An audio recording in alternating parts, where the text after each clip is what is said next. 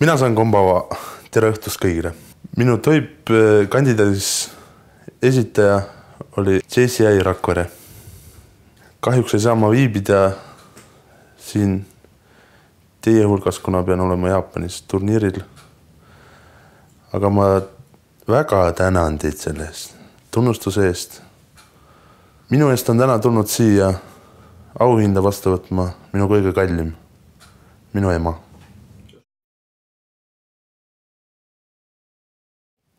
Tee siiani, kus ma nüüd olen, algas Eestist Vinni spordikompleksist. Alustasin korvpalli judoga ja mingi hetk lõpetasin korvpalli ära.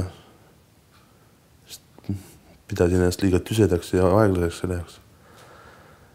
Ja hakkasin sumoga tegelema. Mingi hetk tuli see Jaapani profiliiga kutse ja arvasin, et miks mitte proovida. Nagu tugevust on, et seal ainult tugevaid mehi ongi vaja, aga seal on ka vastupidavaid mehi vaja. Seal on nii hingelt kui füüsiliselt vastupidavaid mehi vaja. Ma olen olnud seal 5 aastat. Esimesed 2 aastat olid need kõige raskemad, kus nagu pidi koristama, süüa tegema. Kõige majapidamistöid kui ka trenni tegema. Sama selle ei osanud keelt, ei teadnud traditsioone, söögilaud absoluutselt teine. Et sain hakkama. Tahan saada kindlasti kõige paremaks sumomadaks maailmas.